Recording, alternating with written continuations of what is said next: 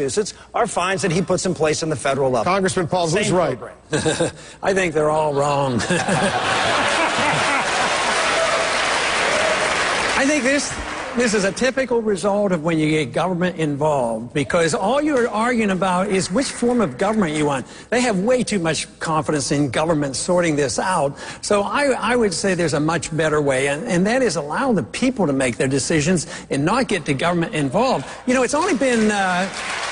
when I started medicine, there was no Medicare or Medicaid, and nobody was out in the streets without it. Now people are suffering. You know, all the complaints going on. So the government isn't our solution. So I'm not too happy with this type of debate, trying to blame one versus the other. But most likely, we're going to continue to have this problem unless we straighten out the economy. I'll give you 30 seconds. Cut the spending. And they talk about these no programs and all. But how many of the other candidates are willing to cut anything? Right. I'm willing to cut $1 trillion out of the first year. All right.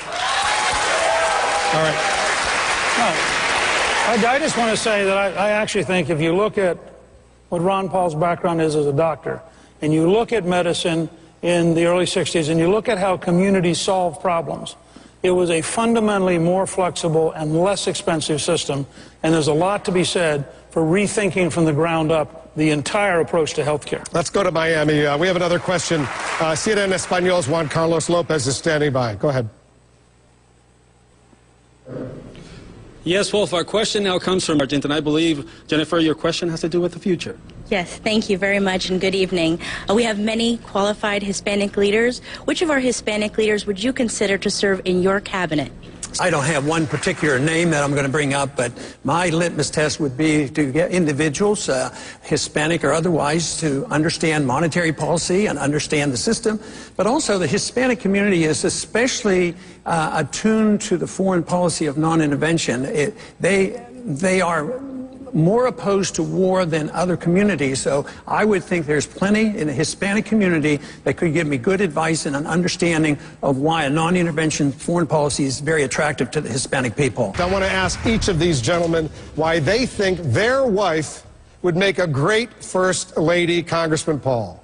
Well, she's been my wife for 54 years, and we're going to have an anniversary on February 1st. Congratulations. So,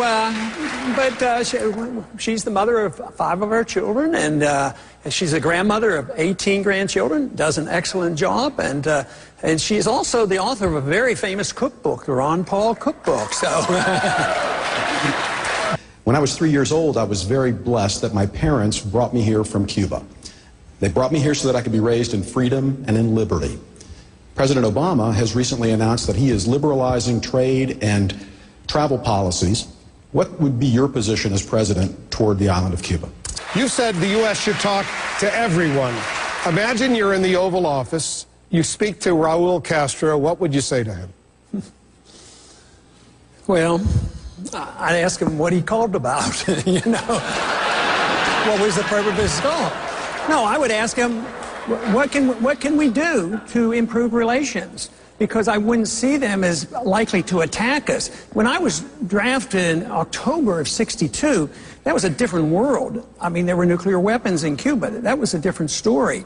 But today, not to talk to them and take the call and see what you can work out, helps Castro. It hurts the people, the dissidents, the people who want to overthrow him have always had to be, you know, nationalistic and unified behind the leader. So as well-intended as these sanctions are, they almost inevitably backfire, and they help the dictators and hurt the people. So it's time to change.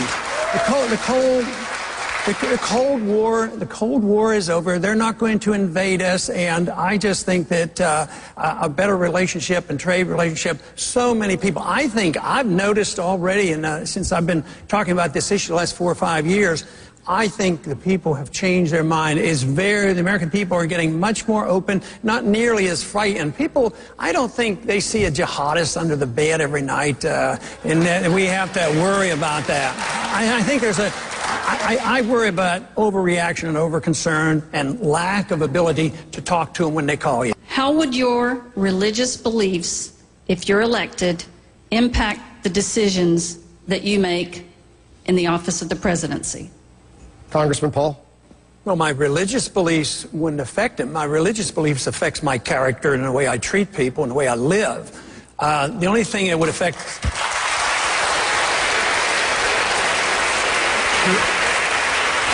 The only thing that would affect me in the way I operate as a president or a congressman is my oath of office and my promises that I've made to the people.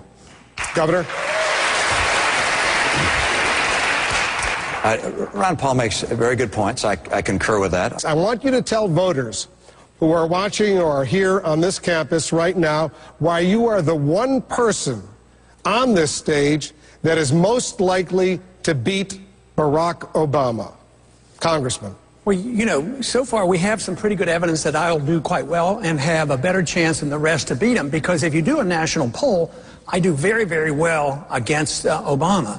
But one of the reasons is that the freedom message in the Constitution is very appealing to everybody in all political beliefs, because it includes free markets, which conservatives endorse, but it also protects civil liberties, the way people run their lives. If it is a God-given life and it's your life, you should have the right to run your life as you so choose, as long as you don't hurt other people. This means a lot more tolerance than some would like to give. So that brings people in who are concerned about civil liberties, and all of a sudden, my position undermines Obama completely and totally, because the foreign policy is different. He promises to end the wars, but the wars expand.